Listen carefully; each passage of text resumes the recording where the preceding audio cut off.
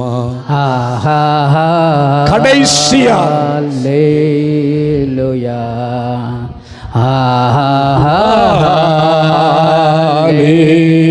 ஹல்லேலூயா,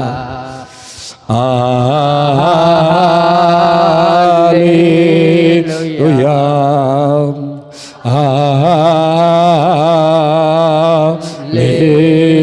ஹல்லேலூயா,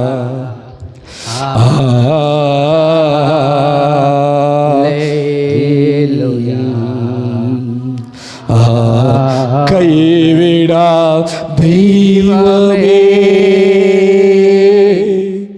கருணையே சிகரமே, மெய்யான தீபமே, என் வாழ்வில்.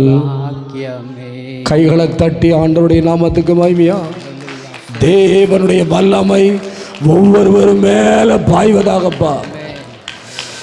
நாள்பட்ட பிரச்சனை, நாள்பட்ட போராட்டம், நாள்பட்ட நிந்த, நாள்பட்ட அவமானங்கள் இன்றைக்கு ஆண்டவராகிய இயேசு கிறிஸ்துவினுடைய சிலுவையில் சிந்தின இரத்தத்தினாலே துரைத்தனங்களையும் அதிகாரங்களையும் உரிந்து கொண்டு வெளியரங்கமாய் கோலமானார் என்று சொன்ன வசனத்தின்படி விடுதலை உண்டாவதாக, விடுதலை உண்டாவதாக.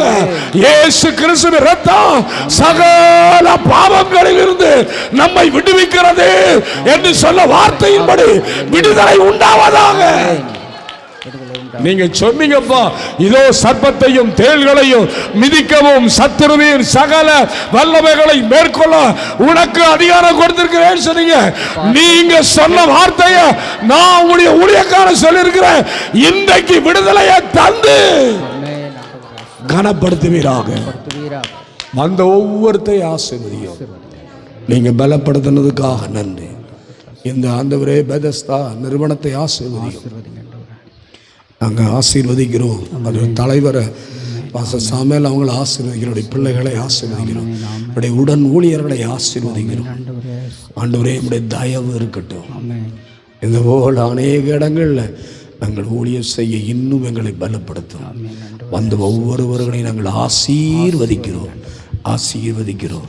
தொழிலை ஆசீர்வதிக்கிறோம், தொழிலை ஆசீர்வதிக்கிறோம்.